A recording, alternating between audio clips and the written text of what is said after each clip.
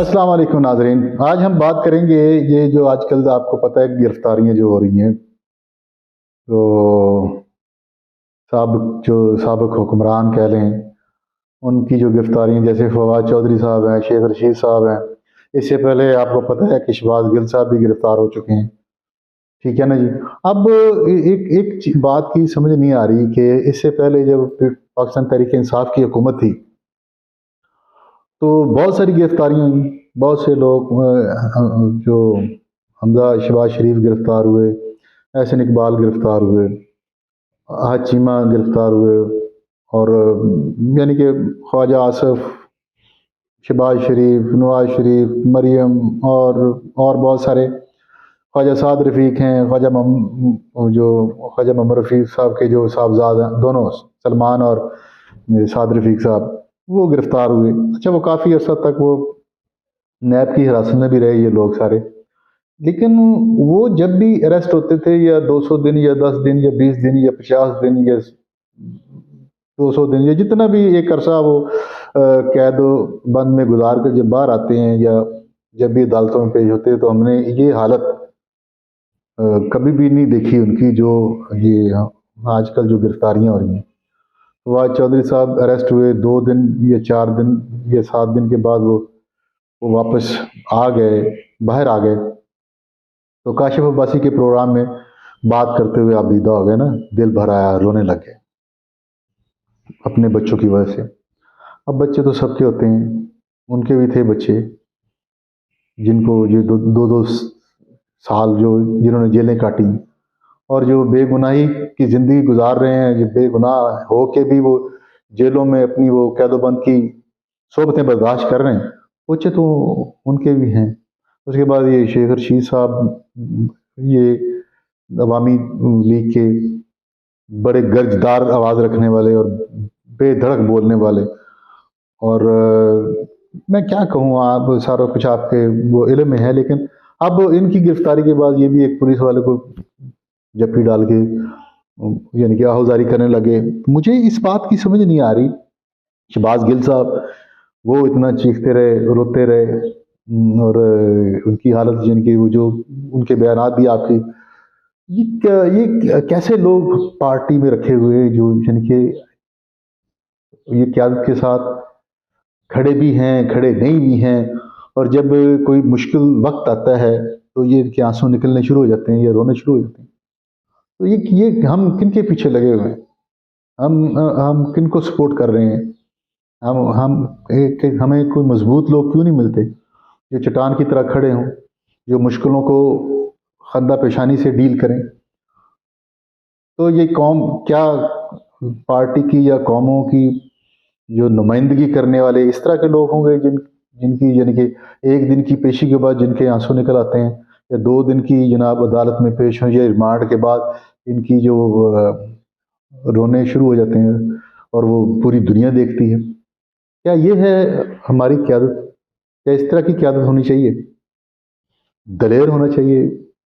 مصیبتیں اگر آپ نے سیاست کرنی تو آپ کو یہ پتہ ہونا چاہیے کہ اسی سیاست کی نظر لوگ پھانسیاں چڑھے ہیں، آپ کو پتہ ہونا چاہیے کہ اسی سیاست میں لوگوں نے جیلیں کاٹی ہیں، آپ کو یہ پتہ ہونا چاہیے کہ جتنے بھی دنیا کے مشہور لیڈر ہیں انہوں نے انہی سیاست کی نظر اپنی زندگیاں پیش کر دیں، جیلیں برداشت کی، صحبتیں برداشت کی، تنگیاں برداشت کی، فیملیاں قربان کی۔ تو یہ تو آپ کو پتہ ہونا چاہیے کہ جب آپ اقتدار میں ہیں، یا تو اس کا ایک بہترین حل بھی نکالا جا سکتا ہے کہ یہ چیزیں طے ہوں کہ انتقامی جو سیاست ہے نا اس کو مل بیٹھ کے اے پی سی بلائیں یا ساری پارٹیاں ایک متحد ہوں، ایک پلیٹ فارم پہ اکٹھی ہوں، اور یہ جو انتقامی سیاست ہے نا اس کو یہ ختم کریں۔ جب بھی کوئی حکومت آتی ہے تو وہ دوسرے مخالفین کو اٹھا کے جیلوں میں ڈالنا شروع کر دیتے ہیں، اور جب ان کی باری آتی ہے تو وہ اپنی کسریں نکالتے ہیں، وہ بھی پکڑ کے پھر آپ لوگوں کو جیلوں میں ڈالتے ہیں، آپ کی پھر فیملیاں سیکریفائز۔ اب بچوں کا تو کوئی قصور نہیں، بیوی، بچے، بھائی، ان کا تو کوئی قصور نہیں ہے، وہ نہ سیاست کر رہے ہیں، نہ سیاسی میدان میں آپ کے وہ جلسوں کو اٹینڈ کرتے ہیں، نہ وہ رول کرتے ہیں، وہ تو معصوم ہیں، ان کے ساتھ ہم کیا کر رہے ہیں؟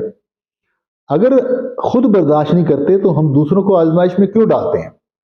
ہمیں یہ سوچنا پڑے گا بحیثیت قوم اور بحیثیت اپنے عوامی نمائندہ ہونے کی جو حیثیت ہم اختیار کر چکے ہیں، تو ہمیں یہ طے کرنا پڑے گا کہ ہم جب بھی اقتدار میں آئیں گے تو مخالفین کو رسپیکٹ دیں گے، عزت دیں گے۔ باقی ریاست اپنے کام کرے، جو یہ 4 سال کیس چلا کے 5 سال کیس چلا کے 7 سال کیس بری ہو رہے ہیں، اس کا مطلب کیسوں میں کچھ نہیں ہے، یا کیسوں میں جان نہیں ہے، یا اس کا دوسرا مطلب یہ لے لیں کہ تعلقات بہت زیادہ ہیں، لنک بہت زیادہ ہیں، اس لیے جان چھوٹ جاتی ہے۔ تو یا پھر آپ بھی اپنے تعلقات اور لنکس بنائیں، یا صاف ستھری سیاست کریں۔ ہماری پارٹی میں مخدوم شاہ محمود قریشی، یعنی کہ یہ پاکستان تحریک انصاف میں، اس پارٹی میں، اس میں مخدوم شاہ محمود قریشی صاحب بھی تو ہیں، ذہین حسین قریشی صاحب بھی تو ہیں، اسد عمر صاحب بھی تو ہیں، یعنی کہ ایک شفقت محمود صاحب بھی تو ہیں۔ وہ گفتگو کرتے ہوئے بڑی احتیاط برتتے ہیں، وہی سیاسی گفتگو کریں، انتقامی سیاست کو فروغ نہ دیں۔ میں اپنے جو دوسری جماعتیں ہیں، مسلم لیگ نون ہے یا پاکستان پیپلز پارٹی ہے یا پی ٹی آئی کے دوست ہیں، یہ سارے یہ ایک بات تو طے کر لیں کہ ہم نے کوئی سیاسی انتقام نہیں لینا۔ الیکشن لڑنا، کمپین کرنا کوئی یہ ذاتی دشمنی کی شکل اختیار نہیں کرنا چاہیے۔ یہ لوگوں کے سامنے اپنے آپ کو پیش کرنے کا ایک طریقہ ہے۔ لوگ چوائس کرتے ہیں کہ ہم نے کس کو اگلے 5 سال کی نمائندگی دینی ہے۔ تو اس فلسفے کو، اس سوچ کو جب تک آپ نہیں سمجھتے، آپ گلی گلی میں ایک دوسرے کے ساتھ دست و گریبان ہونے کو اگر پسند کرتے ہیں تو پھر تو ایسے ہی ہوگا، جس کی باری آئے گی وہ دوسروں کو رسوا کرے گا، ذلیل کرے گا، ناجائز پرچے ہوں گے، عدالتوں کے چکر لگانے پڑیں گے۔ تو بھائی پازیٹیو تھوڑا سا ہونا پڑے گا، سیاسی معاملات میں انتقام کو ایک طرف رکھنا پڑے گا، لوگوں کے مفاد کو پہلی ترجیح دینی پڑے گی، پاکستان کو پہلی ترجیح دینی پڑے گی، پاکستانی عوام کے مفادات کو ہمیں ترجیح دینی پڑے گی۔ سسٹم کیسے بہتر ہوگا؟ سسٹم تو آپ کے تابع ہے۔ سسٹم کو آپ، جس کے ہاتھ میں سسٹم آتا ہے، وہ اپنے مرضی سے اس پہ اپنی حکمرانی کرتا ہے، اپنی مرضی سے اپنے فیصلے لوگوں پر مسلط کرتا ہے۔ تو سسٹم کو کچھ اس طریقے سے ترتیب دیں کہ یہ جو رواج پنپتا جا رہا ہے نا انتقامی سیاست کا، اس کو ایک طرف کریں، اس کو ختم کریں۔ پازیٹیو پالیٹکس ہو، مخالف کو دشمن مت سمجھیں، مخالف کو مخالف ہی سمجھیں۔ وہ اس کی اپنی سیاست ہے، اس کا اپنا موقف ہے، اس کا اپنا نقطہ نظر ہے، آپ کا اپنا نقطہ نظر ہے۔ آپ عوام کے سامنے اپنا نقطہ نظر پیش کریں، لوگوں کو قائل کریں اپنی دلیل کے ساتھ، اپنے دلائل کے ساتھ، لوگوں کی خدمت کے ساتھ، کام کرنے کے ساتھ۔ قانون ایسے بنائیں کہ لوگوں کے لیے آسانیاں پیدا ہوں، کام ایسے کریں کہ دوسری پارٹی کے لوگ بھی آپ کی طرف آئیں، آپ کی طرف جھکیں، آپ کے ساتھ چلنے کو اپنی عزت سمجھیں۔ اگر آپ دوسروں کو رسوا کریں گے، ذلیل کریں گے، آوازیں کھینچیں گے، تو پھر یہ کیسے ہوگا کہ وہ آپ کے ساتھ کھڑے ہوں؟ پھر یہ کیسے ہوگا کہ کبھی جیسے لوگ ایک دفعہ کسی اور پارٹی کے ساتھ ہوتے ہیں، اس کو ووٹ دیتے ہیں، تو اگلی بار وہ دوسری پارٹی کے ساتھ کھڑے تھے۔ کیوں ہوتا ہے ایسے؟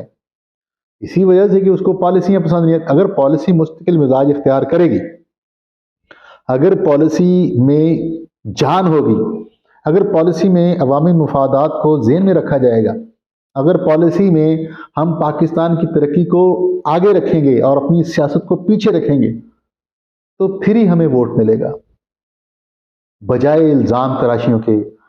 کبھی مذہب کی آڑ لیتے ہیں، کبھی الزام تراشیاں کرتے ہیں، کبھی اپنے آپ کو ہم حاجی سمجھتے ہیں اور دوسروں کو ہم چور سمجھتے ہیں۔ جب تک یہ دماغ سے ہمارے نہیں نکلتا، یہ ریاست کے کام ہے، ریاست کرتی رہتی ہے۔